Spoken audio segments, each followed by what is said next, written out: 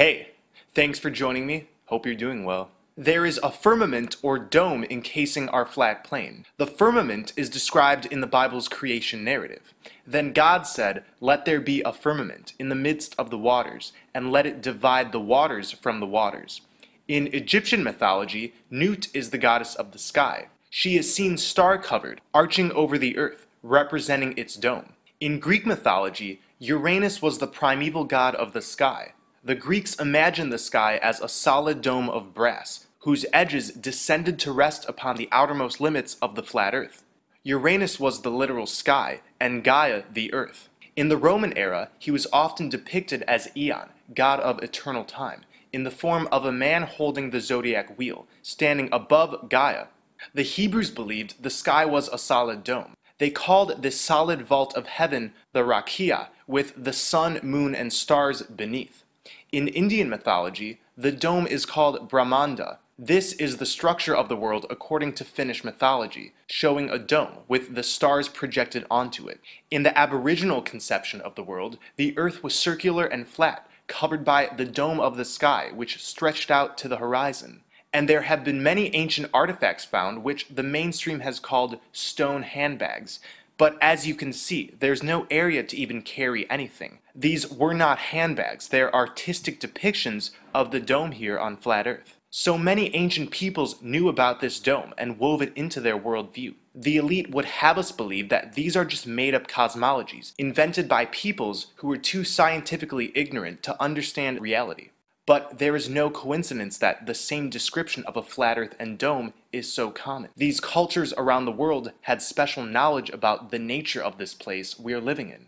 The dome is connected to catastrophes that have been recorded throughout the ages. What modern society calls myths and legends are in fact ancient history, and woven into various myths are descriptions of devastating celestial events. In ancient times, something very awful happened, the Great Flood, sometimes called the Deluge. It was so devastating and frightening that it remained in all of humanity's ancient written and oral traditions. It's possible that these stories over time have been transformed from true descriptions into mythology, where the celestial bodies are given names and human-like characteristics, and in this way, everything was hidden in plain sight.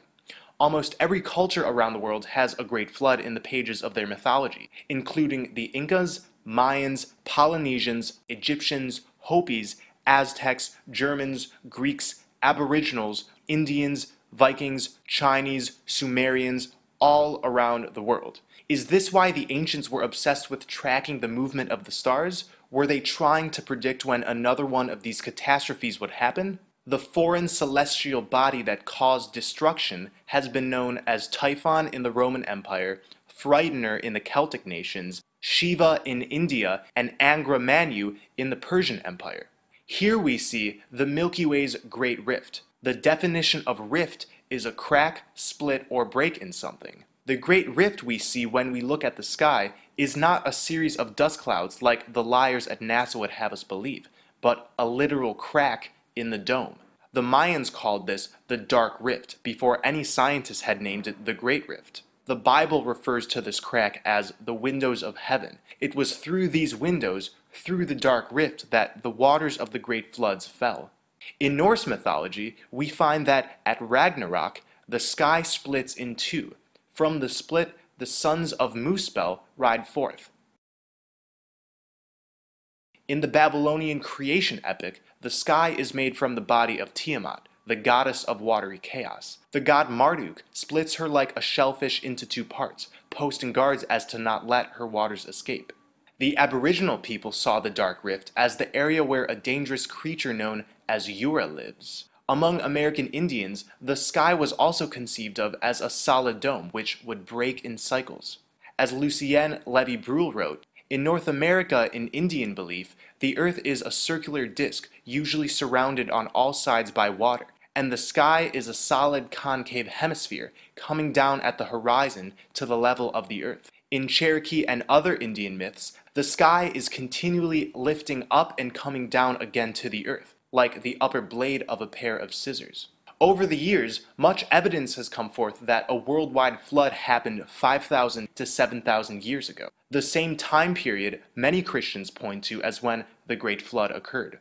There's also evidence that a worldwide flood occurred as recent as the 1800s.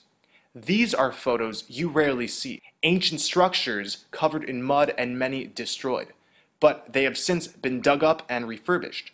Many ancient sites we know and love are not the originals. They were buried and rebuilt in the late 1800s through the early 1900s. We could excuse the destruction of some of these ancient sites if they were one area or continent, but we see the same all throughout the world. Mexico, Egypt, Greece, Russia. The elite rebuilt these structures for us because they don't want us to know about the destruction that took place sometime in the 1800s. A great flood coming from the sky would mean they could not impose a heliocentric worldview on us, since the dome and waters above obviously don't fit into a globe model. And simple weather patterns could never explain a worldwide flood. History is easily hidden when the general populace isn't writing it. Might Earth constantly be in a state of destruction and renewal? Are these floods happening more and more? I'm suggesting that these floods are cyclical. The sun, moon, planets, and constellations somehow dictate this reset clock mechanism of the flat Earth. This is one reason why the ancients were always watching the skies with so much dedication, for signs of another catastrophe. Sadly, the information of this reset mechanism has been hidden and kept to the controllers of this world. There is perhaps a total reset every 5,000 years. There is some device sitting above this crack, perhaps the celestial destroyer that so many texts talk about. The light we see at the center of the Milky Way is emanating from this device. And this thing, this entity if we are to call it that, enters in the dark rift, sending down floodwaters from above. It then seals itself back above the rift until the next cycle of destruction. Perhaps the elite have discovered a way to control these floods, and this celestial destroyer is simply a man-made mechanism, or an entity that can be unlocked, enticed, or reprogrammed to send down floodwaters at will. My friend Chris Seeley has suggested that the pyramids and similar structures around the world have had the ability in the past to manipulate and control these floods. And I quote, "Because when temples are built on ley line nodal points, they can and possibly were connected in resonance and capacitance with the illuminates and subsequent toroid field, thereby initiating the fracturing of the dome above the flat Earth, allowing in the waters above, causing great floods, and the complete electrical shorting of the temples, which would explain the evidence of the electrically fried and disintegrated stone obelisks found at or near many temple sites now. In my video on menstrual blood, I gave my own rough explanation for the Great Flood. At this point, we can only speculate. What we can be sure of, however, is that there is a dome above us, and these floods come from the crack we see in the dark rift. The reality of the dome and cyclical destruction is hidden in plain sight.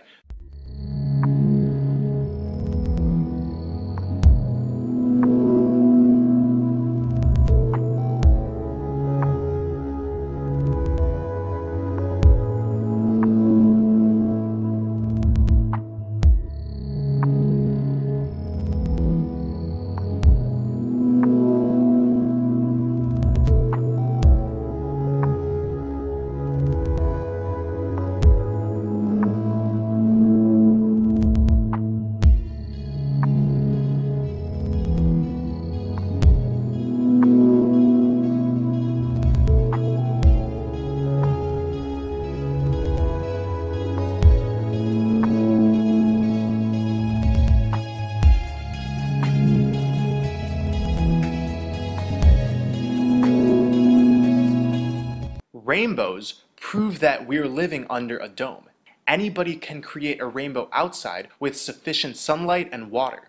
However, a mirror is required to create a rainbow inside, and not just a mirror, but one that is submerged in water.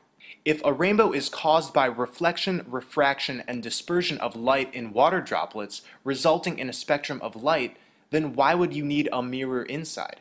After all, you can easily have dispersion of light in water droplets indoors. It's because rainbows require a mirror, and outside, the dome is acting as this mirror. Like the protocol for making indoor rainbows, our flat Earth has waters above, the waters which come down during the floods, and water on its surface. The dome acts as the mirror in between. Modern science says that in a rainbow, direct sunlight comes into a rain droplet, and then it comes out looking like the visible spectrum.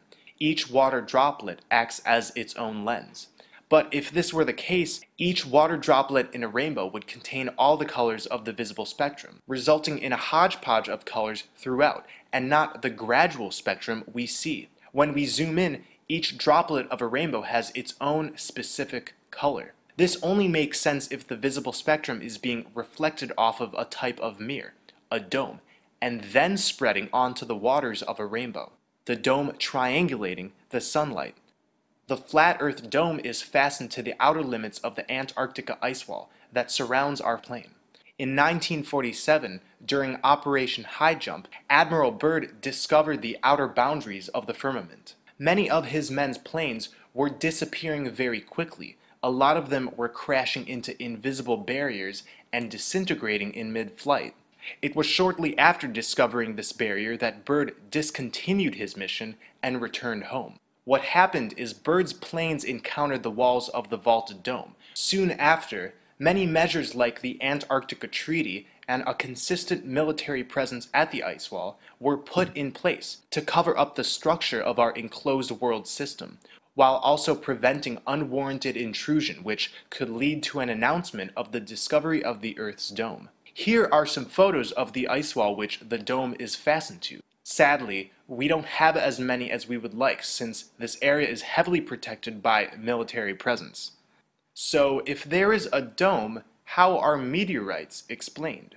Debris floats around in the currents of the waters above the dome, occasionally hitting the barrier with enough force to penetrate it.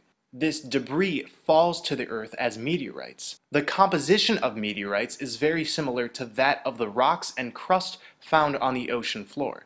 Most of the ocean floor is basalt. Basalt contains primarily pyroxene, plagioclase, and oftentimes olivine. And the most abundant minerals in meteorites are pyroxene, plagioclase, and olivine. I'm therefore proposing that the waters above have a similar basalt that is found on our own ocean floors, and that these chunks from time to time hit our flat plane. It's been suggested that Libyan desert glass, mysterious shards of a glass-like material which, according to the scientists, has an unknown origin, are pieces of the dome that have been shed. Libyan desert glass is unlike any other glass. It is a form of molten glass but has no clear layers of other minerals. It is 98% molten silica.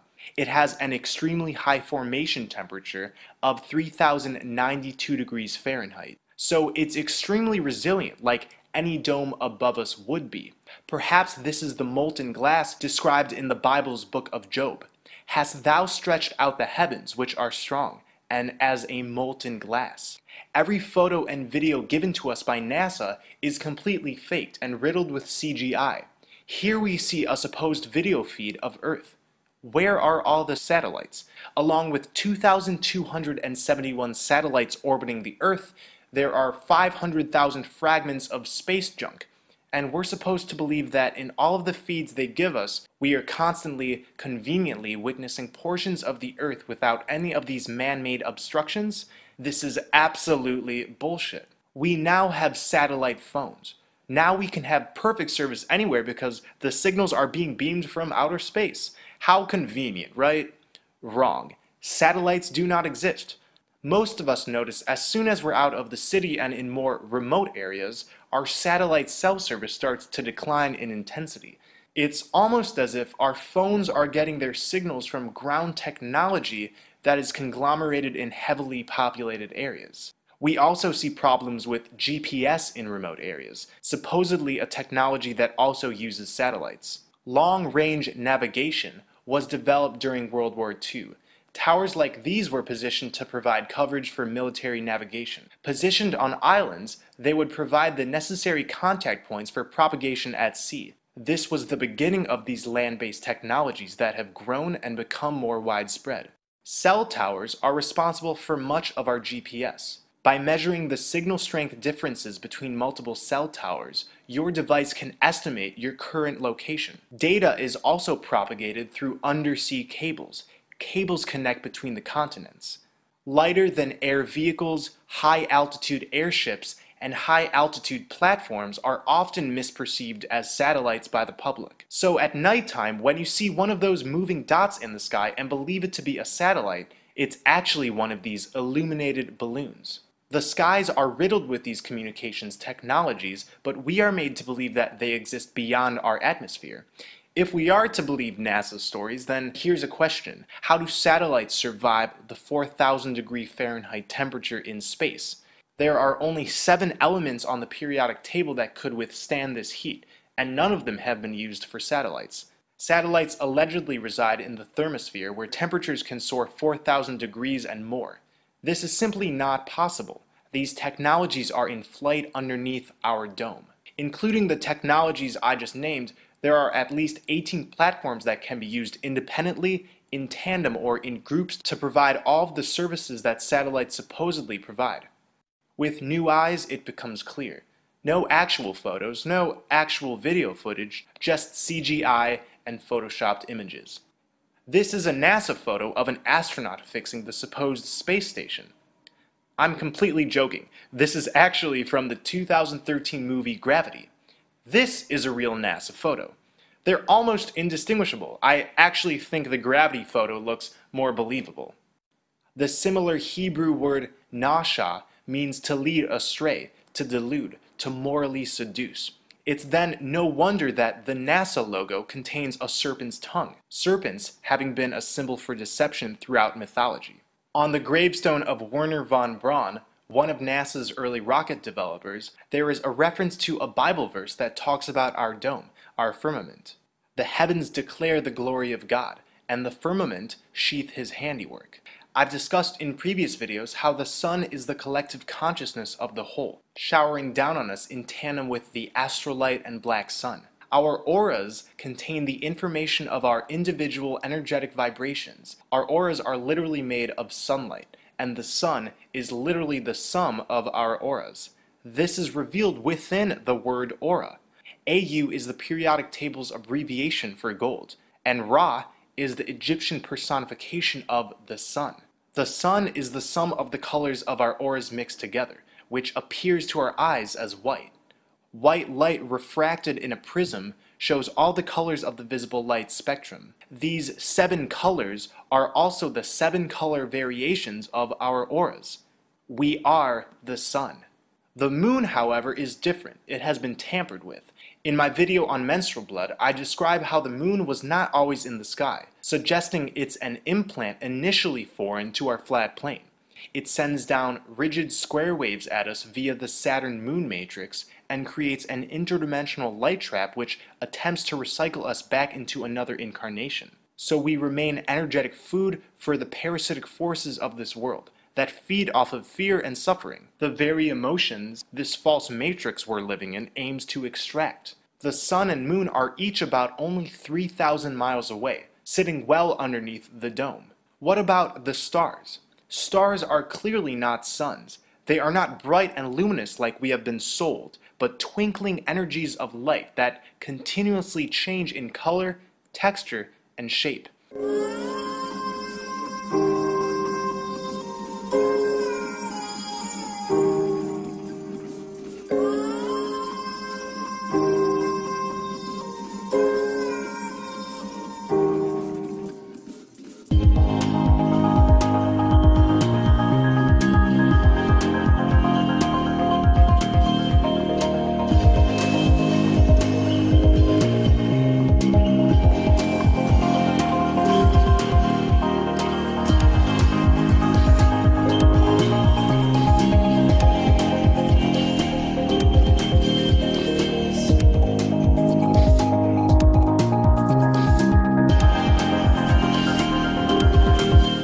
Sonoluminescence is the emission of short bursts of light from imploding bubbles in a liquid when excited by sound.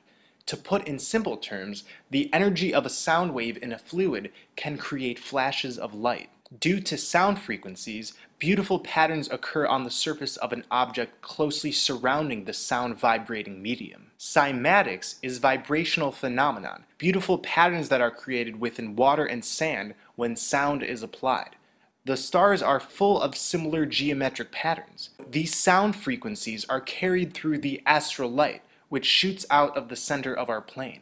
The other side of our plane, Agartha, is so harmonious that these frequencies created there, whether it be actual sound or just waves of natural harmonious tones, appear as beautiful lights in our skies, revolving us and giving us spiritual guidance in the form of astrology. So waves that create the stars are caused by frequencies from the other side of our flat plane. These sound waves propagate through the dome and the waters above, where they reflect back as twinkling sonoluminescent lights that we call stars.